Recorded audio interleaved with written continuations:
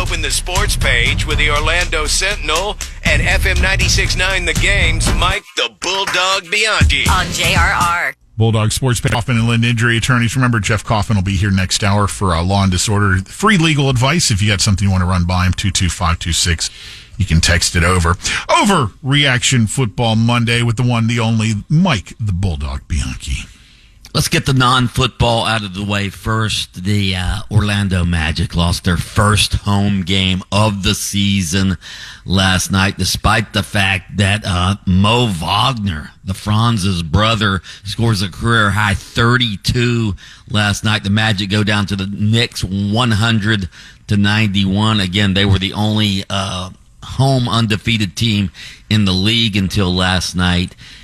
But that's no longer the case, obviously. The Magic they can't shoot. They're not a good shooting team. They're last in the league in three-point shooting. They only made 30% of their three-pointers last night, only 42% of their overall shots last night.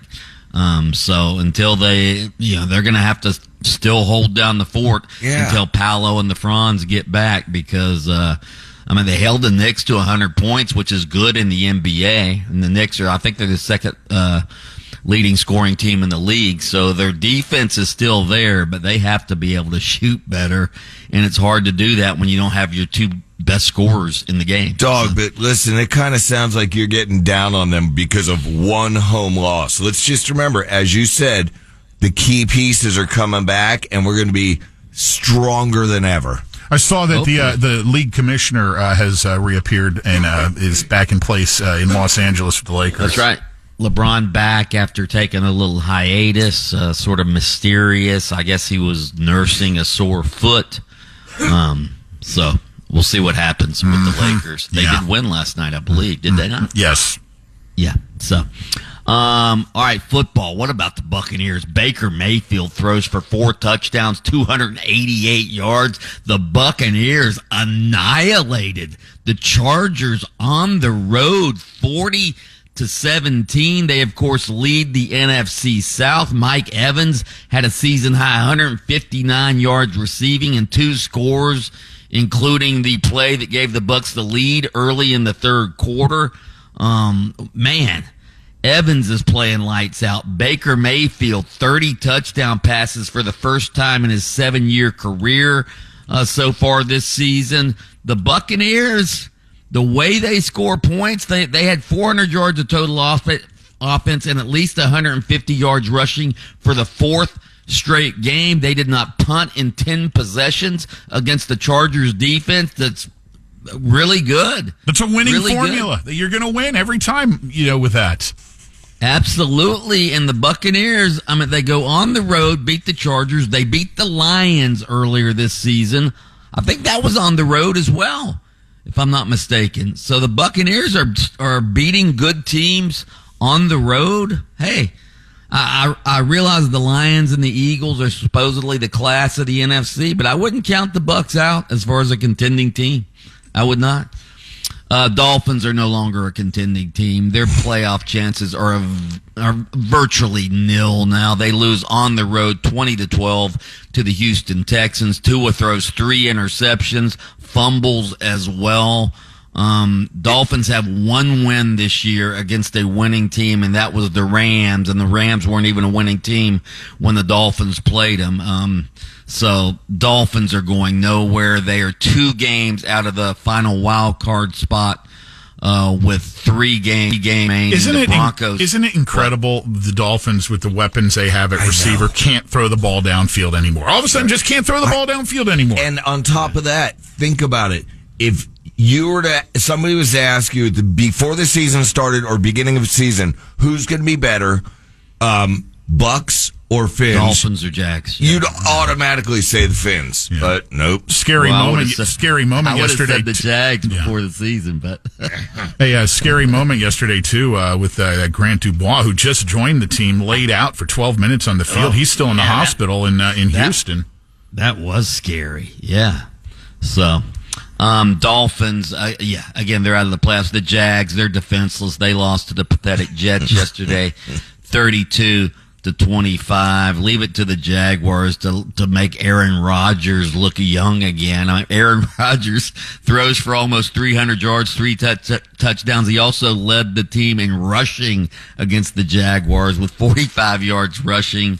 Devontae Adams had a great game for the Jets as well.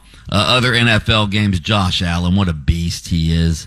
48-42. The Bills go on the road, beat the Detroit Meatheads last night. And, man, Josh Allen, this guy's the MVP. I mean, you could say Saquon Barkley still has a shot at it, but Josh Allen, the way he's playing, 10 total touchdowns the past 2 games. Rushed for 2 more yesterday, threw for 2 more yesterday. Of course, he had 6 combined touchdowns last week. And those 2 teams last night combined for yesterday combined for 1,080 yards of offense. So, hell of a game. Lived up to the billing. I mean, you knew that was going to happen going in.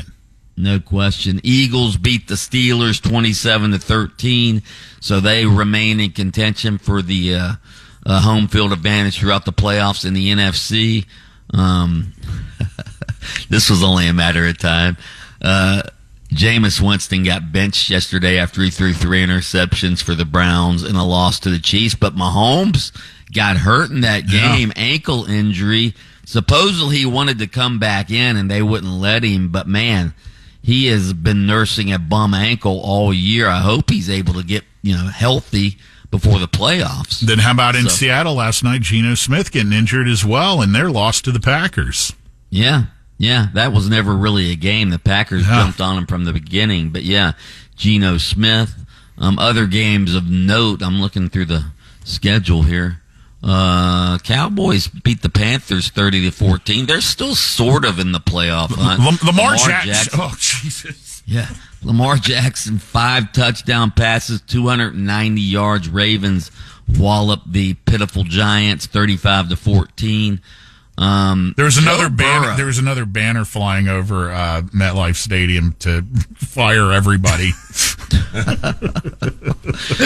Tommy DeVito, by the way, their quarterback got a concussion. But what else we have? Travis Hunter wins the Heisman Trophy. Close though. Ashton Genty, who I voted for, by the way, of Boise State. He has a chance to be the all-time leading rusher in college football history in the playoff.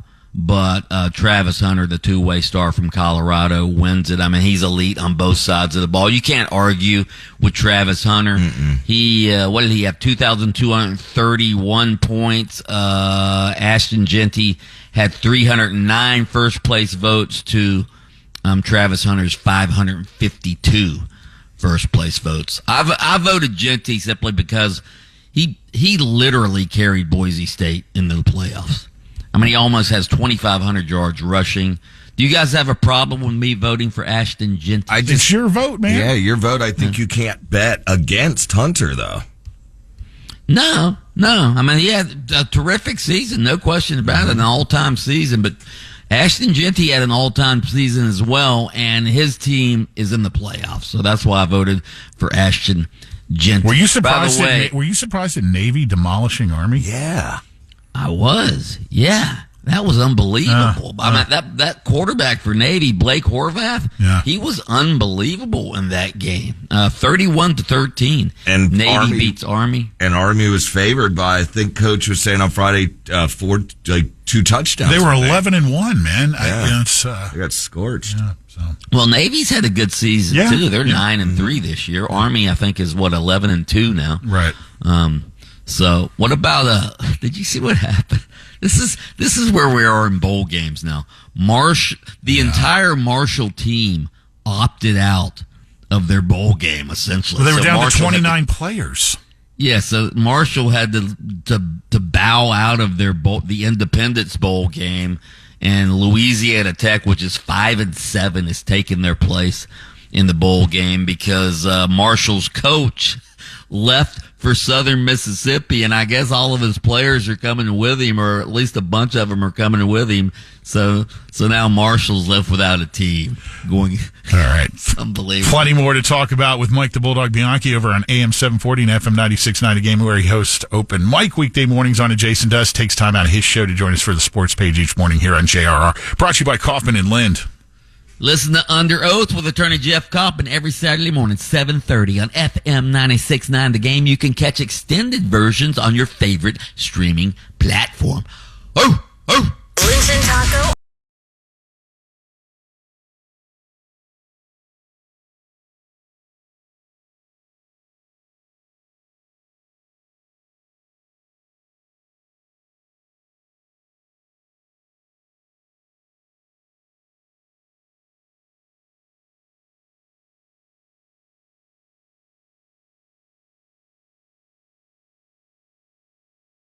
On demand. Download the iHeartRadio app.